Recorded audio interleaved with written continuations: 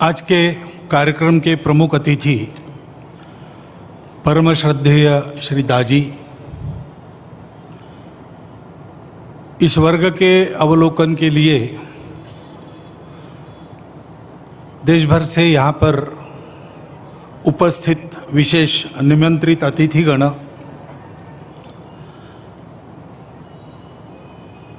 संघ पर जो प्रेम है उसके कारण यहाँ उपस्थित हमारे दोनों संत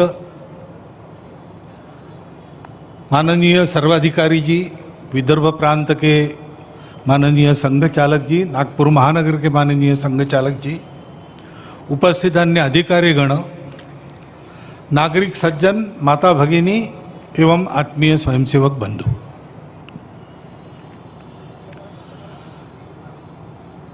प्रतिवर्ष यह शिक्षा का क्रम चलता है, परंतु 2 वर्ष से कोरोना के कारण स्थगित था। प्रशिक्षण स्थगित नहीं हुआ, इस प्रकार का कार्यक्रम नहीं हुआ, मैदान में शाखाएं नहीं लगी, घरों में लगी, लेकिन संघ कार्य बंद नहीं था। कोरोना में हमारे कार्यक्रम बदल गए। कोरोना पीड़ितों की सेवा, यही हमारा कार्यक्रम बन गया और देश भर के लाखों स्वयंसेवकों ने संपूर्ण समाज के साथ मिलकर उसको बहुत अच्छी तरह संपन्न किया। उसमें भी उनका प्रशिक्षण ही हुआ,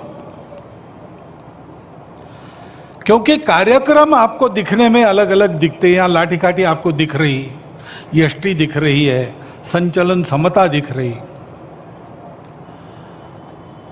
परंतु ये प्रशिक्षण है अपने देश को परम वैभव संपन्न बनाने के लिए जो आवश्यक योग्यता है उसको प्राप्त करने का प्रशिक्षण है।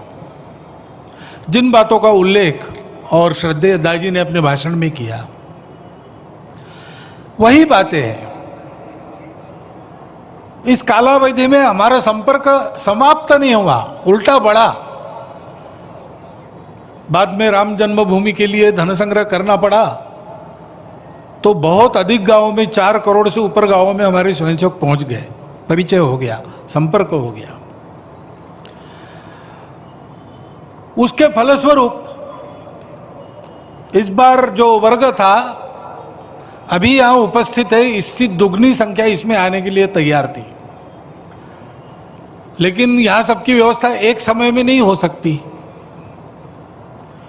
इसलिए इस वर्ग में जो आए हैं वो आ गए, जो शेष है उनके लिए हमको दूसरा वर्ग करना पड़ने वाला है, वो हम करेंगे। परंतु ये सब क्यों चल रहा है, तो वही बात है, भारत माता की जय सारे विश्व में करानी है। क्यों करानी है? हम विश्व विजेता बनना चाहते क्या? नहीं, हमको विजेता वगैरह बनने की आकांक्षा नहीं है। हमको किसी को जीतना नहीं है, हमको सबको जोड़ना है। संघ का कार्य भी किसी को जीतने के लिए नहीं चलता, जोड़ने के लिए चलता है। और भारतवर्ष भी दुनिया में, दुनिया के आदिकाल से अब तक जीता रहा है तो किसी को जीतने के लिए नहीं, सबको जोड़ने के लिए। स्वतंत्रता का 75वां वर्ष चल रहा है। स्वतंत्र में हमारा स्व कौन सा है? यही हमारा स्व है।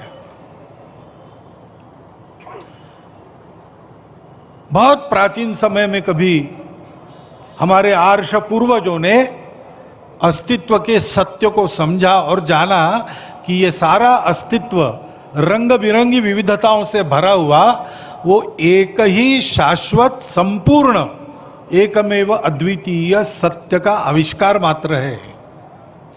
विविधता ये उस एकत्व की साजा सज्जा है, वो अलगाव नहीं है। आपस में सबका संबंध है, वो आत्मीयता का संबंध है, अपनेपन का संबंध है। और इसलिए इस अपनेपन की भावना से संपूर्ण विश्व को ये सत्य की ओर ले जाने वाला अपनापन मिले। क्योंकि उस सत्य को प्राप्त करने से शाश्वत और कभी फीका न पड़ने वाला सुख मिलता है, जिसके खोज में सारी दुनिया दौड़ती रहती है। वो केवल वही मिलता है और हमको प्राप्त हुआ है। सारा विश्व हमारा अपना है, उसको भी प्राप्त होना चाहिए। सबको यह सत्य प्राप्त हो, इसलिए इसी सत्य के आधार पर सत्य, करुणा, शुचिता और तपस, ऐसे जिसको धर्म के 4 पैर अपने यहाँ कहा गया है, इन मूल्यों पर आधारित एक धर्म जीवन भारत में खड़ा किया। वो हमारा राष्ट्र जीवन बना। हम राष्ट्र है क्यों है? किसी भाषा के कारण नहीं है, किसी पूजा के कारण नहीं है, किसी एक जगह रहने वाले हमें इसलिए नहीं है। हमारे सामने एक समान लक्ष्य है। एतद्देश प्रसूतस्य सकाशात् अग्र जन्मनात् स्वम स्वम चरित्रम शिक्षेरन पृथिव्याम सर्वमानव। मनुष्य का जीवन कैसा हो, दुनिया के लोग आए, और हम जो दुनिया के सबसे प्राचीन देश है, हमारा दायित्व है हमारे को देखकर एक एक को वो शिक्षा मिलनी चाहिए। ऐसा जीवन हमारा होना चाहिए। ये एक समान उद्देश्य भारतवर्ष के सब पंथ संप्रदायों के सामने, सब भाषा बोलने वालों के सामने, सभी प्रदेशों में निवास करने वालों के सामने, सभी खान पान रीति रिवाज वाले लोगों के सामने है। यहां तक कि मेरा दावा है कि जिन्होंने कुछ ऐतिहासिक कारणों से विदेश से आई पूजा को स्वीकार किया, उनके भी अंतर्मन से जब आवाज निकलती है तो उनके सामने यही लक्ष्य होता है, क्योंकि वो भारत के हैं। इस बात की आज दुनिया को आवश्यकता है, क्योंकि सबको साथ लेकर आगे कैसे बढ़ना, जोड़ने वाला क्या है, इसकी प्रतीति दुनिया में नहीं है। थियरी है, एक्सपीरियंस और प्रैक्टिस नहीं है। उसकी परंपरा भारत में आज तक अखंड चलती आ रही है। सब प्रकार के परिस्थितियों में वो कभी खंडित नहीं होती। वही आध्यात्मिकता और उसके आधार पर खड़ा हुआ यह धर्म, जिसको आजकल लोग हिंदू धर्म कहते, वास्तव में वो तो मानव धर्म है, विश्व धर्म है। युगों से इस भूमि में उसका संगोपन, संरक्षण, संवर्धन हुआ, और इस भूमि की इस परंपरा में रहने वाले आज के लोगों को दुनिया हिंदू कहती है, इसलिए वो हिंदू धर्म है। इस भूमि में हम रहते हैं तो इस भूमि ने हमको ये सिखाया, क्योंकि सुरक्षित भूमि थी, बाहर से कोई आने का नाम लेना कठिन था पुराने जमाने में। पर्वत और सागर पर करके कौन आएगा, और इसलिए यहां पर पले बढ़े लोगों को अपने अस्तित्व के लिए या अपनी सुरक्षा के लिए किसी से कभी लड़ाई झगड़ा नहीं करना पड़ा। इतनी समृद्धि थी, इतनी सुरक्षा थी, ये हमारी मातृभूमि ने दी है। उसके आधार पर उस सत्य का साक्षात्कार और उसको सारी दुनिया में देने के लिए आवश्यक सद्गुण संपदा रखने वाला संगठित समाज, उस समाज के आधार पर राष्ट्र की निर्मिति बहुत प्राचीन समय में हमारे यहां हुई। ओम भद्रम इच्छन्त ऋषय स्वर विदहा तपो दीक्षा मुपसे दुरग्रे ततो राष्ट्रम बलम ओजश्च जातम। ये इतिहास हमारे यहां रिकॉर्डेड है वेदों में। हमारा राष्ट्र, हमारा बलोज विश्व का कल्याण चाहने वाले ऋषियों के दुर्धर तप से हुआ है। अपनी सुरक्षा के लिए नहीं हुआ है, अपनी स्वार्थ के लिए नहीं हुआ है। जो अपने पास है वो दुनिया को देने के लिए हुआ है, और वो हमारे राष्ट्र जीवन का आधार स्वर बना। समय का चक्र चलता रहा, कभी अनुकूलता, कभी प्रतिकूलता, कभी अच्छे दिन, कभी खराब दिन, कभी विश्व पर राज्य कर रहे, कभी विश्व के राजाओं से पीटे जा रहे। ऐसी सब परिस्थितियों में हमारे राष्ट्र जीवन का ये सूत्र अभी तक कायम है और अब फिर से अग्रसर हो रहा है। उस सनातन राष्ट्र के हम राष्ट्रीय हैं, वही धर्म, जो समन्वय सिखाता है, जो संतुलन देता है, जो सबको साथ लेकर सबकी उन्नति करना जानता है। सबकी उन्नति में अपनी उन्नति देखो, अपनी उन्नति से सबकी उन्नति हो, ऐसी उन्नति को वो हमारा स्व है। उसके आधार पर अपने देश के सारे तंत्र को हमको फिर से देखकर स्थापित करना होगा, क्योंकि हमारे देश का प्रयोजन ये है। हमको स्वतंत्रता इस स्व के आधार पर अपना तंत्र बनाकर दुनिया को नया मंत्र देने के लिए हुई है।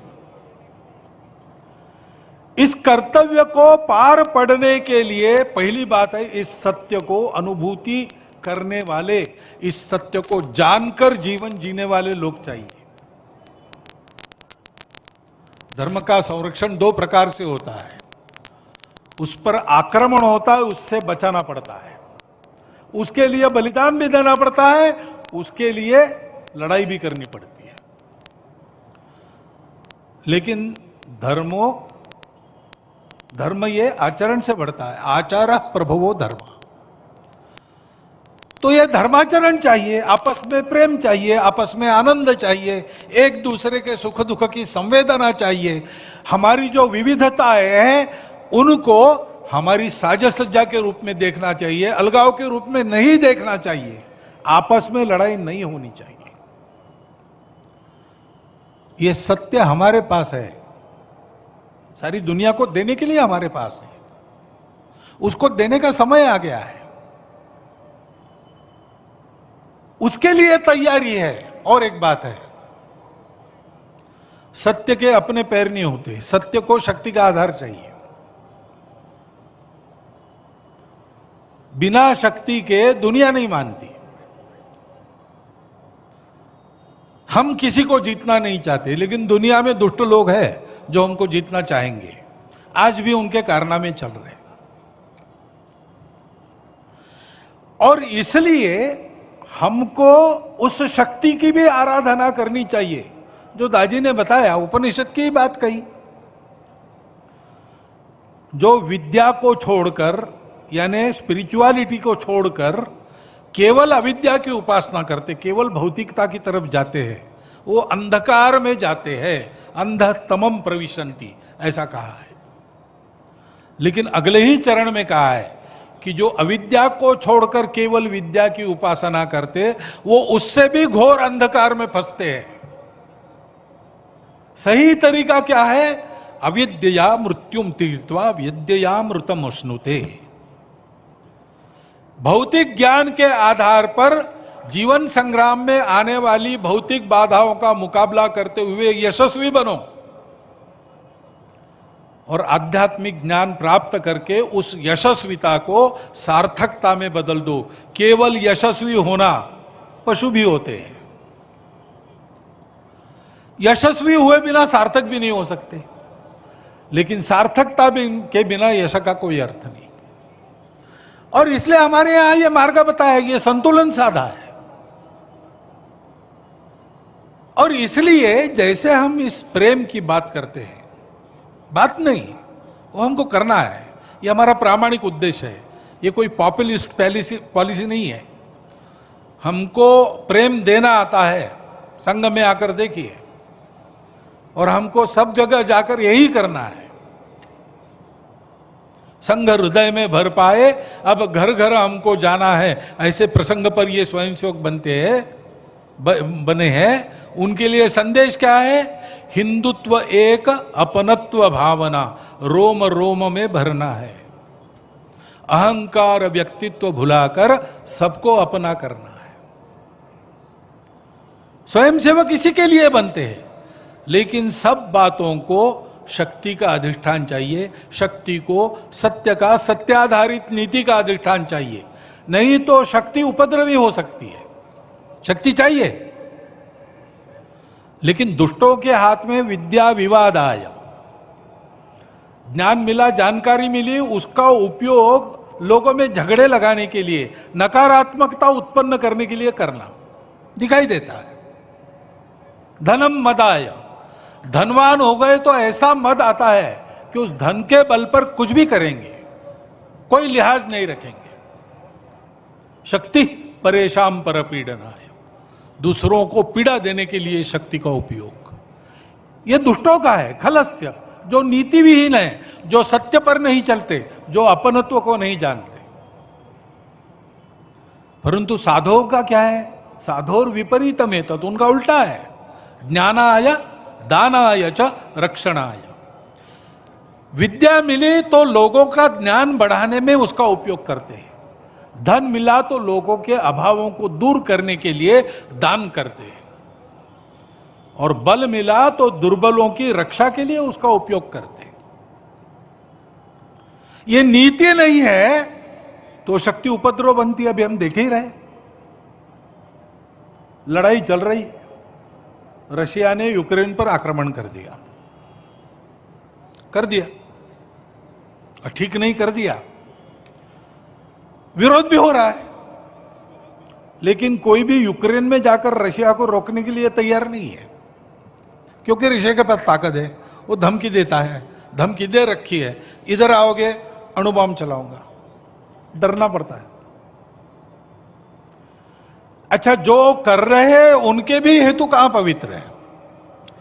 वो तो सारे शस्त्रास्त्र यूक्रेन को दे रहे हैं। ये तो ऐसी बात हो गई, पुराने जमाने में पाकिस्तान और भारत को लड़ा के दोनों तरफ से अपने शस्त्रों की परीक्षा करते थे पाश्चात्य राष्ट्र। ऐसा ही कुछ चल रहा है।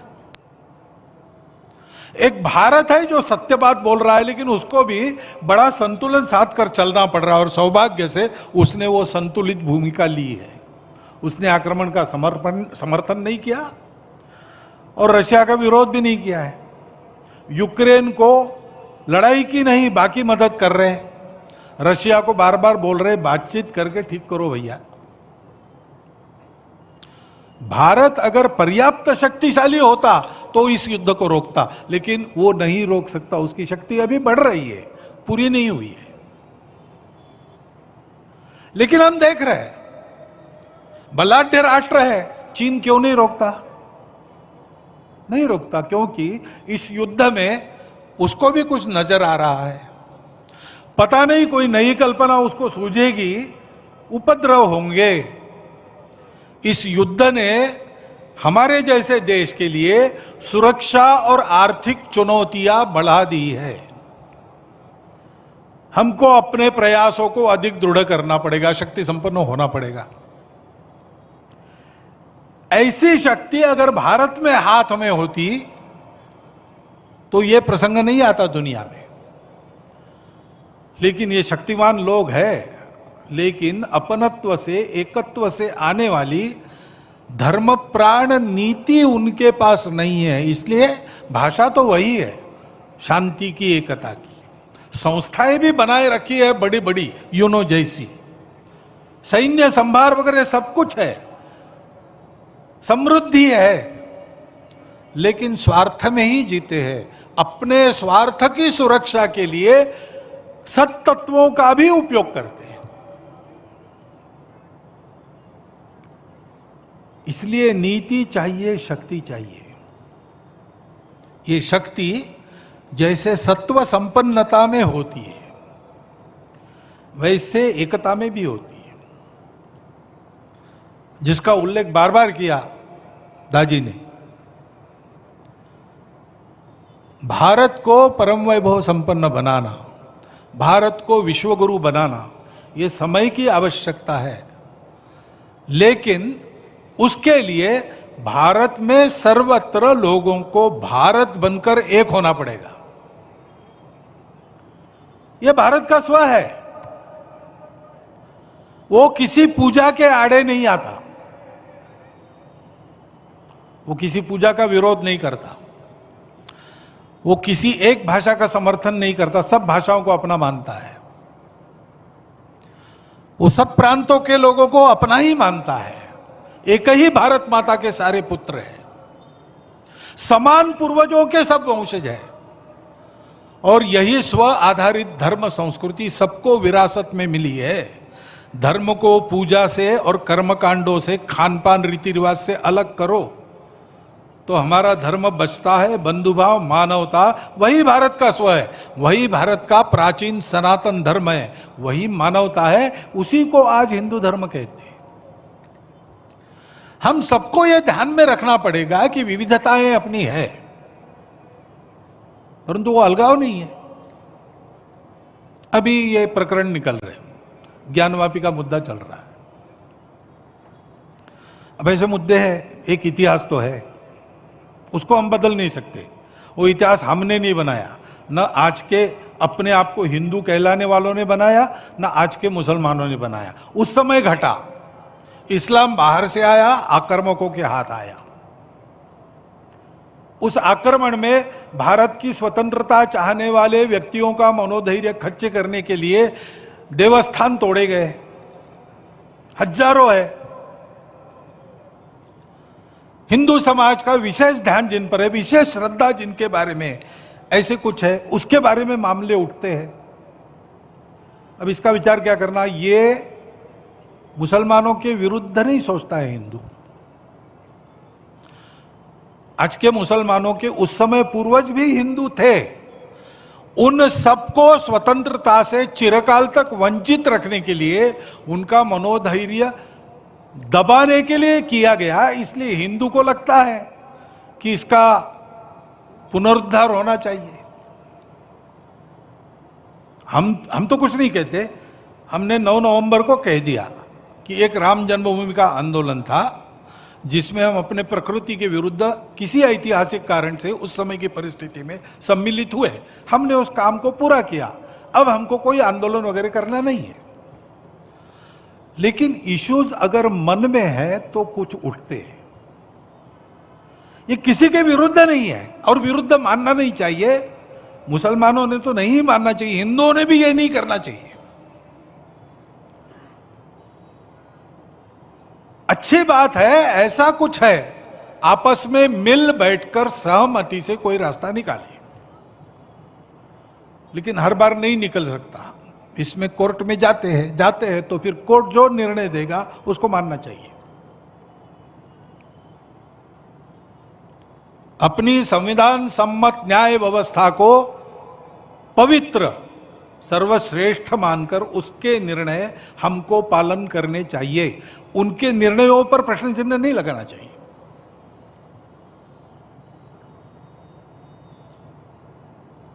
और ठीक है, प्रतीकात्मक कुछ हमारी विशेष श्रद्धा थी, ऐसे स्थानों के बारे में हमने कहा, लेकिन रोज एक मामला निकालना नया, यह भी नहीं करना चाहिए। हमको झगड़ा क्यों बढ़ाना है? ज्ञानवापी के बारे में हमारी कुछ श्रद्धाएं हैं, परंपरा से चलती आई, हम कर रहे, ठीक है, परंतु हर मस्जिद में शिवलिंग क्यों देखना? अरे भाई, वो भी एक पूजा है, ठीक है, बाहर से आई है, लेकिन जिन्होंने अपनाई है वो मुसलमान, वो बाहर से संबंध नहीं रखते, ये उनको भी समझना चाहिए। यद्यपि पूजा उनकी उधर की है, उसमें वो रहना चाहते तो अच्छी बात है, हमारे यहां किसी पूजा का विरोध नहीं, सबकी मान्यता और सबके प्रति पवित्रता की भावना है। परंतु पूजा वहां की होने के बाद भी वंशज वो हमारे प्राचीन सनातन काल से चलते आए ऋषि मुनि राजा क्षत्रियों के पूर्वज है, वंशज है, समान पूर्वजों के वंशज हम हैं। परंपरा हमको समान मिली है, शत्रु मित्र भाव हमारे लिए समान है। देश के हर स्वातंत्र्य युद्ध में हिंदुओं के साथ राष्ट्रीय वृत्ति के कुछ मुसलमान लड़े हैं, वो यहां के मुसलमानों के लिए आदर्श है। अशफाकुल्ला खान, इब्राहिम खान गारदी, इतिहास काल से चलता आया है। उनका संबंध यहां से है, बाहर से नहीं है, और इसलिए उनको भी समझना चाहिए भारत मातृभूमि, भारत की संस्कृति, सर्वसमावेशकता उसकी, किसी को न बदलते हुए सबको अपना मानना, अपनी पूजा अपने जगह अपने लिए सर्वश्रेष्ठ है, लेकिन सबकी पूजा सबके लिए सर्वश्रेष्ठ है। किसी की बुराई नहीं करना, मेरा ही सही, ऐसा कट्टरपन और अहंकार नहीं रखना, और जनजीवन में सबके साथ बराबरी में आना। ये मान्य था, इसलिए तो पाकिस्तान बना, तब कुछ लोग चले गए, ये लोग नहीं गए। ये लोग नहीं गए, इसका अर्थ यही है ना, हमारी पूजा अलग हो गई इसलिए हम भारत को छोड़ना चाहते, ये हमको मंजूर नहीं, ऐसे ही सोचा होगा।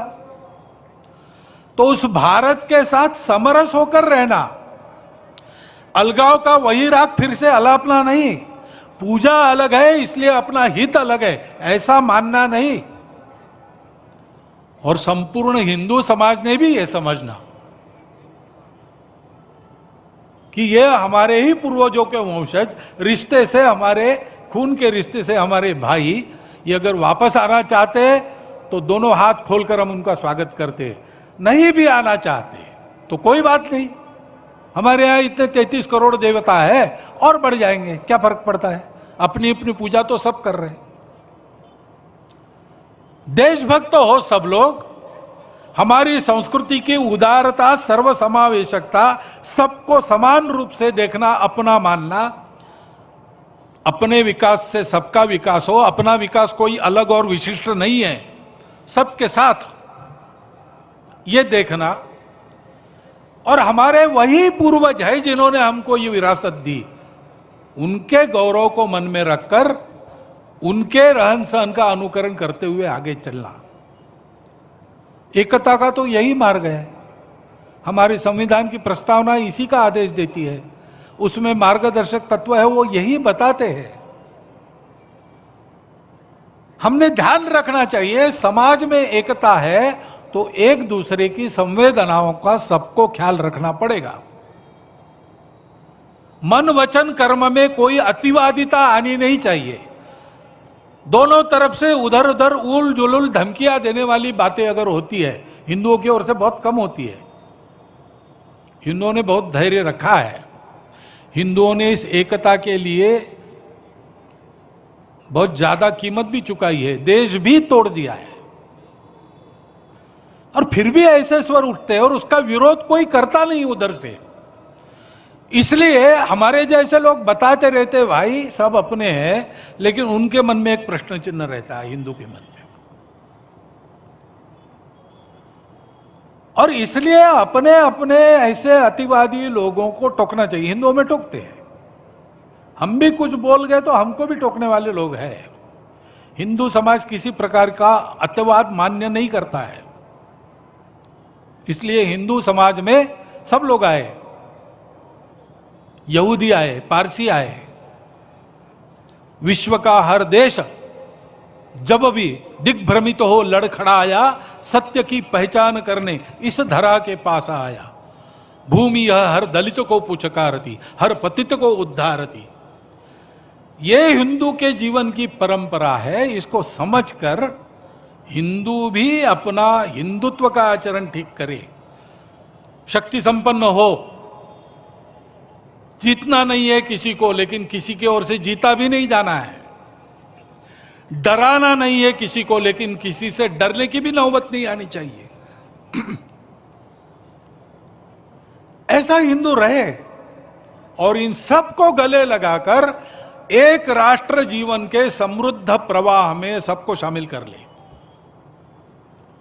इसके लिए जैसा शील चाहिए, जैसी शक्ति चाहिए, वैसी शक्ति सब में भरने का यह संघ का प्रयास है। अत्यंत आवश्यक, अनिवार्य ये आवश्यकता है देश की, क्योंकि हम सबको भाषा, प्रांत, पंथ आदि की सारी विविधताओं को लेकर एक दूसरे से दूर करना, आपस में लड़ाना और उन झगड़ों की आग पर अपने स्वार्थ की रोटियों को सेकने का उद्योग करने वाले अभी भी कार्यरत है, दुनिया में भी है, देश में भी है। उनके चंगुल में किसी प्रकार के समझदार लोगों को नहीं फंसना चाहिए। लंबा चलना पड़ेगा। आज ऐसा विचार आया, किसी ने बोला और कल बदल हो गया, ऐसा नहीं होगा। कठिन रास्ता है, उबड़ खाबड़ रास्ता है, लेकिन इसमें से जाना पड़ेगा। हम लोग भारत माता की जय करना चाहते हैं, हम लोग आपस में अपनत्व, भाईचारे पर विश्वास रखते हैं, हम लोग भारत को विश्व गुरु बनाना चाहते हैं, तो हमको इस व्रत को लेकर आगे बढ़ना पड़ेगा। सामर्थ्य संपन्न संगठित हिंदू समाज अपने हिंदुत्व की सच्ची प्रवृत्ति के आधार पर देश में क्या सारी दुनिया के कलह द्वेष स्पर्धाएं बंद करके एक नई सुखी सुंदर दुनिया बनाने की क्षमता रखता है। उस क्षमता का, उस गुणवत्ता का जागरण सारे देश में करने का ये संघ का प्रयास 1925 से चल रहा है। कार्यक्रम खंडित हो गए बार बार, लेकिन कार्य कभी खंडित नहीं हुआ, एक एक कदम आगे बढ़ रहा है। आज नहीं तो कल इसको हम यशस्वी कर पाएंगे। आज नहीं तो कल मैंने कहा, लेकिन अब जो दृश्य दिखता है उसमें लगता है कि आने वाले कुछ ही दिनों में संपूर्ण भारतवर्ष का समाज एक होकर, सारे भेद भूलकर, आपस के स्वार्थों को तिलांजलि देकर देश को बड़ा बनाकर दुनिया को सुखी बनाने के उद्योग में लगा है। यह दृश्य अपने कार्य की गति बढ़ाकर और यहाँ उपस्थित निमंत्रित बंधुओं का सहयोग उसमें होकर खड़ा हो सकता है। इतनी परिस्थिति की अनुकूलता आज खड़ी हुई है।